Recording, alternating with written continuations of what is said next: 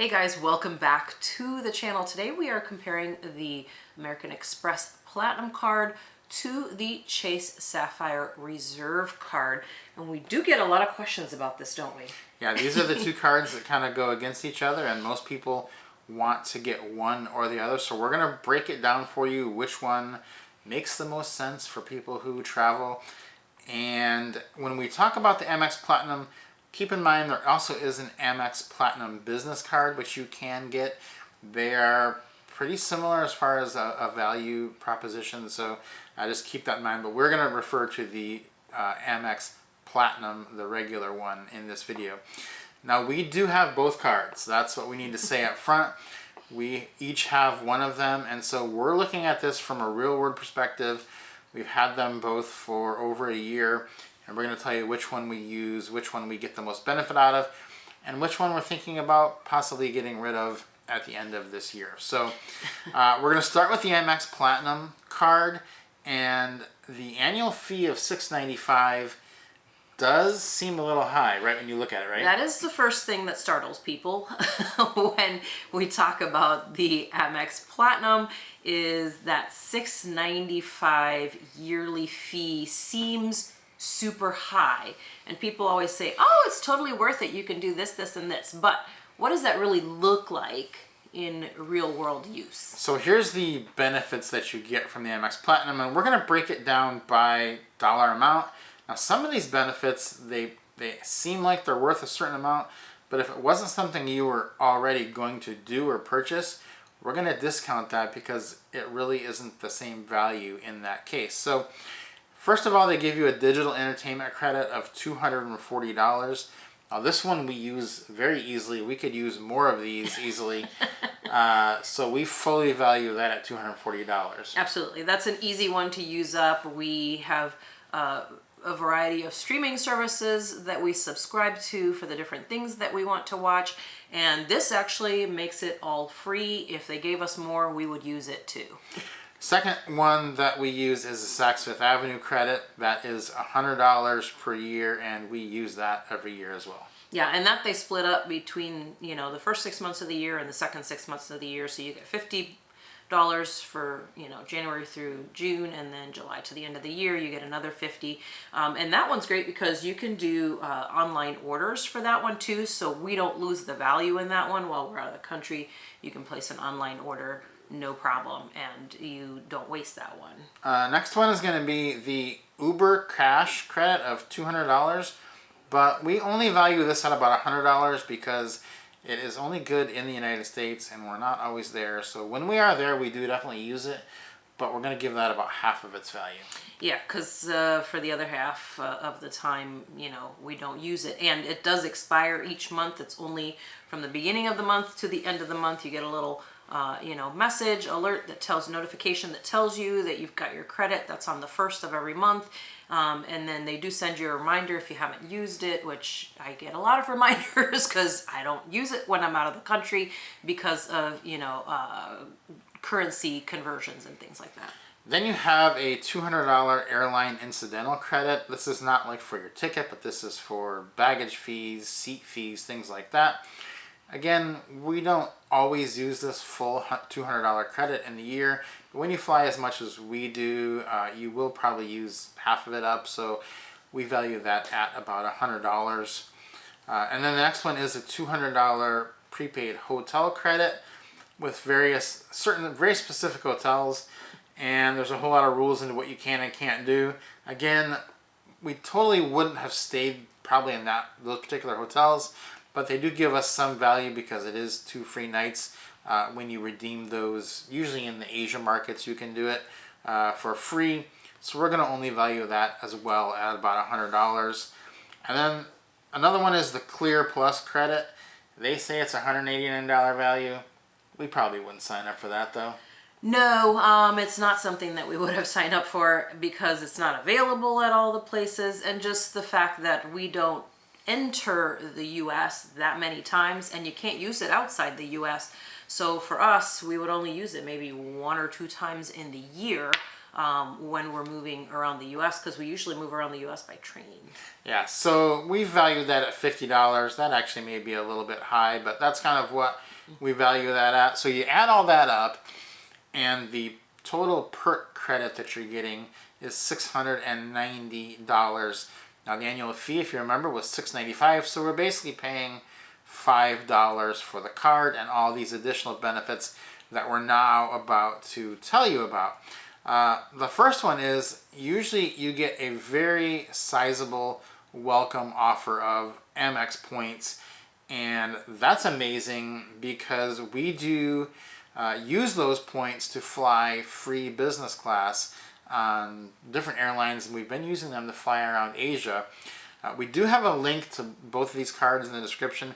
If you want to see what currently the welcome offer is for you, just click on there. You can go see what it is, how many points you'd be getting. But we've gotten business class fares for as little as 20,000 points. Yes, that was pretty amazing that we were able to, use that welcome offer towards being able to get those business flights. We've got several of them actually coming up, so I'm really looking forward to those. We'll keep you guys posted on those as well. Then you do get lounge access with this card, and that's probably one of the biggest drawing points. The lounge access with the Amex Platinum is a little better than with the Chase Sapphire Reserve because you get Priority Pass. You also get Centurion lounges, you get Escape lounges, Plaza Premium lounges, Airspace lounges, select Virgin clubhouses, and also Delta Sky Clubs when flying with Delta that day. So we've never seen a airport that we didn't have access to a lounge in, and the lounges are just amazing to fly with. Absolutely. First of all, it's really great to just kind of go and just relax, especially if you're transferring at an airport and you have a long wait. It's the perfect place to kind of go hang out. The other thing about it is that an extra perk is that you get food in the lounges, food and drinks, on top of just someplace nice and quiet to sit and relax. And overseas, those lounges are even more amazing than the ones that we have in the US. So it's been really nice to be able to have that pass. Like you said, I can't think of any airports we've been to that we've not had access to a lounge. The next thing that you're going to get with this is some Hotel Elite statuses. Now this is a big one for us because you do get gold status with Hilton Honors and gold status with Marriott Bonvoy. Now, if you've watched our other videos on the channel, you will know that those are our two least favorite hotel programs. But that just means that we're not chasing status on those programs. We're still staying there every once in a while, but we're not chasing status. We're not trying to get credit cards. So with this Amex Platinum card, we're getting those two statuses for free, paired with the status we earn at IHG and Hyatt. And that is like the perfect set of things because it gives us status at every single hotel. And even though it's gold, when you're traveling internationally, you do get recognized for that gold. Exactly. Gold actually does mean something. If you have gold status in the US, there's very, very low chance that you're going to be on that upgrade list. But overseas, especially with Marriott, we've had it quite a bit, is we've gotten upgraded every single time, and we just have gold. Yeah. Next up will be rental car elite status. You're going to get National, Avis, and Hertz. We don't rent cars a ton, but when we do, it's really nice to have that status. We've gotten some huge upgrades in the past by doing that with the Amex Platinum card. Yeah, and that's, again, also great when you're traveling abroad as well. And then another great perk of this card is the cell phone insurance.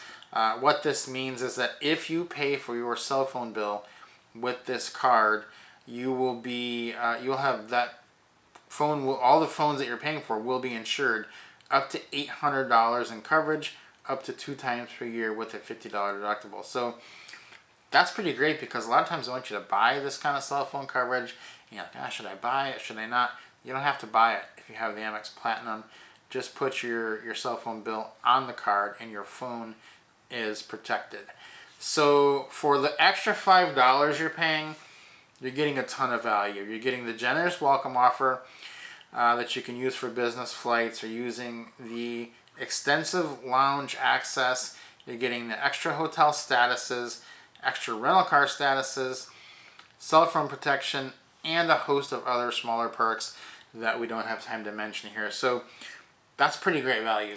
It really is, all for $5 essentially. But this is a really great card. We've had this one for quite some time and have really enjoyed all of the perks of the Amex Platinum. So let's look at how it stacks up here against the Chase Sapphire Reserve, which is also a good card, but it has a $550 annual fee. Now the credits you get for it are good, but they're a little less extensive. So right off the bat, you get a $300 travel credit, which just basically knocks $300 off the annual fee. Then you get a global entry Nexus TSA pre-check fee credit. Again, that's not something that we value all that highly. We're going to put a $50 value on that. And then similar to how we didn't value the Walmart Plus at all for the Amex Platinum, we don't really value the Lyft, Instacart, or DoorDash perks of the Chase Sapphire Reserve at all. Exactly. Those are things you can't use abroad anyways, and we do spend a large majority of our time overseas, so it is hard to cash in on that, so really not something that counts towards a lot for us personally. So the card for us, we do actually figure that it comes out to about a $200 cost. Now for that $200, you are getting the Priority Pass and the Chase Sapphire Lounges, but it's a little less extensive than the lounge system you get with the Amex card, although still good.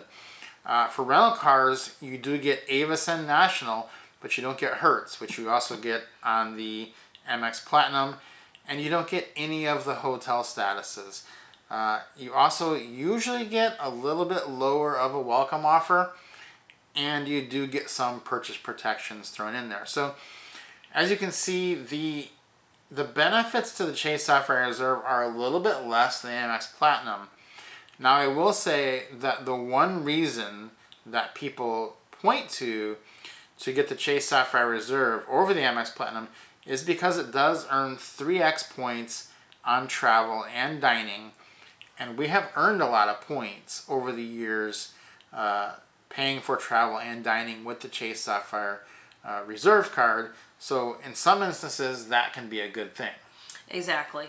So, if you're traveling extensively, you do definitely want to have a card that offers you more points for travel purchases because, more points means more free things. So the decision there would be you could just get the Chase Sapphire Preferred, which is going to also give you 3x dining and 2x on travel, and it's going to come at a much lower fee and so forth. There are also other cards that will offer you 3x on travel, so you don't have to just stick with the Chase Sapphire Reserve. Now, if you are traveling 365 days a year like us, it may just be worth it for you to get both of them, which is what we've done. But we have decided that when we look at the two cards together, the perks from the Amex Platinum far outweigh the perks from the Chase Sapphire Reserve. We get the dining 3x already on other cards. You can get that on the Chase Ink and the Chase Sapphire Preferred, which we have. So that's not really a big deal. It all comes down to that one little thing of on the Chase Sapphire Preferred, you get the 2x on dining, and on the Chase Sapphire Reserve, or on travel, on the Chase Sapphire Reserve, you get 3x. So is that 1x points on your travel worth holding the Chase Sapphire Reserve? That's the key question that you have to answer. For us, we don't think it is because there's other ways to get that 3x on travel without having that big card. So if we could only have one, we would definitely go with the Amex Platinum. Yeah, I think that really kind of sums the whole thing up. If you're going to be traveling full-time like we do year-round, then definitely both of them, because then you can stack all of the benefits together. Yeah, they overlap in some places, but those are pretty great benefits if you put all of them together.